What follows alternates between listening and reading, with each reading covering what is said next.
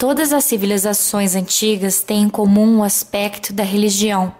Todas elas cultuavam divindades e, a partir delas, organizaram a sociedade em que viviam.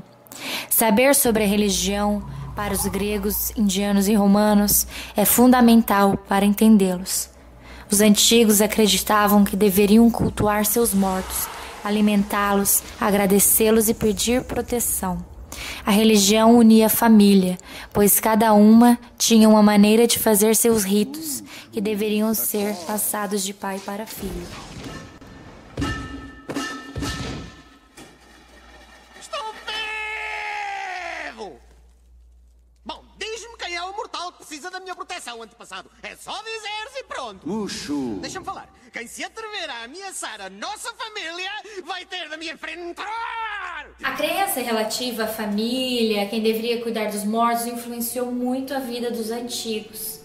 Quem fosse o último da geração não poderia cessar a família nunca, pois quem cuidaria dos mortos? Quem cuidaria da felicidade deles? A felicidade dos mortos dependia do banquete fúnebre, dependia das preces. Então, o homem herdeiro, o homem filho, deveria ser responsável pela essa função. Então, o celibato era totalmente proibido, porque deveria continuar sempre a família, os laços de sangue também não bastavam. Deveria haver os laços de culto, portanto, um filho bastardo não faria parte da família. O casamento para os antigos, ele era obrigatório, ele era um dever com os mortos. A religião era tão importante, os mortos divinizados, eles eram tão importantes que tudo da sociedade grega dependia dos antigos, giravam em torno dessa religião doméstica. Pai, vou me casar. Nossa filha, que maravilha! Mas agora você vai se desligar da nossa família.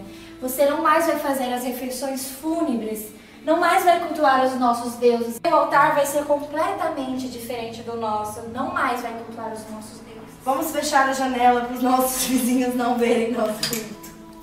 Pai, quando eu me casar também vou ter que fazer isso? Não, isso só acontece com as mulheres da família. Por isso elas não têm direito à herança e nem cultuam os deuses da família.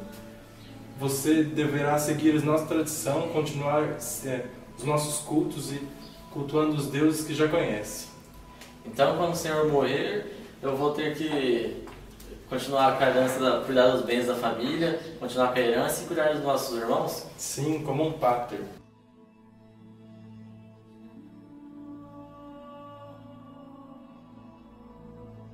O dever de perpetuar o culto doméstico foi a fonte do direito de adoção entre os antigos.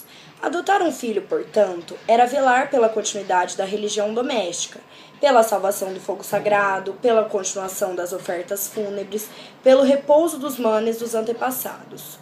Como a adoção não tinha outra razão de ser, além da necessidade de evitar a extinção do culto, seguia-se daí que não era permitida senão a quem não tinha filhos. Antes de adotar o filho, era preciso iniciá-lo em uma cerimônia sagrada, que era muito parecida com aquela que celebrava o nascimento de uma pessoa.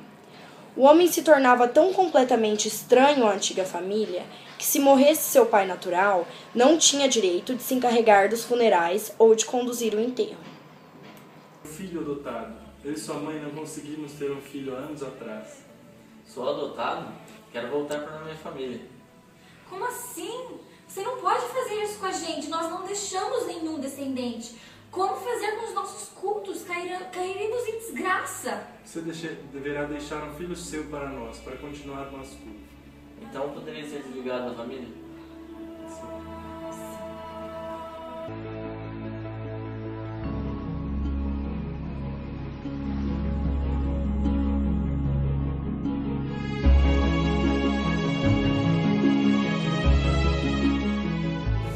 Parentesco entre dois homens, mas não necessariamente de sangue, porque dois homens podem se dizer parentes quando eles cultuam os mesmos deuses, o mesmo lar, a mesma refeição fúnebre. E para os antigos, a mulher não transmitia nem o ser nem o culto. O filho recebia tudo do pai. Se nas oferendas, por exemplo, dois homens oferecessem refeição fúnebre a um antepassado comum, eles são considerados parentes.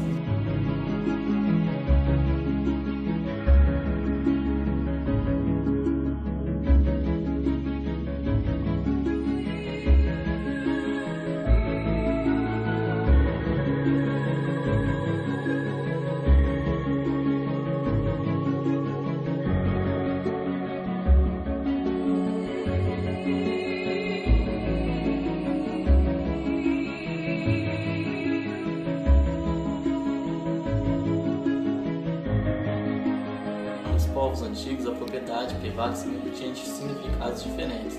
Por exemplo, os tártaros e os antigos germânicos, a propriedade era de todos, era comum. Só que a colheita era particular de cada um. Já para os italianos e os gregos, até a propriedade era particular, só que depois da colheita eles tinham que dividir com todos. Até para eles era muito importante, porque era lá que eles enterravam seus parentes. Por isso, eles tinham que fazer orações, por isso não podia sair de lá. Então, eles jamais poderiam abandonar suas terras. Por exemplo, quando um homem tinha alguma dívida, era mais fácil ele ser escravizado do que ele perder a sua propriedade, porque a sua propriedade estava ligada com os seus familiares.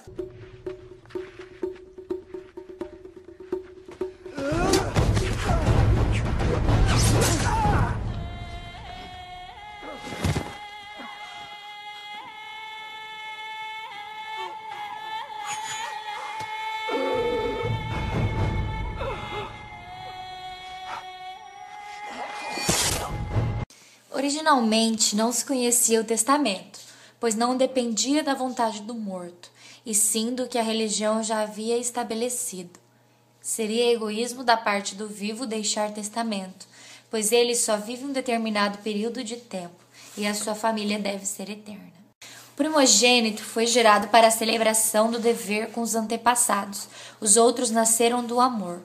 O primogênito seria então superior, deveria, após a morte do pai, presidir a todas as cerimônias do culto doméstico, e era ele quem herdava os bens.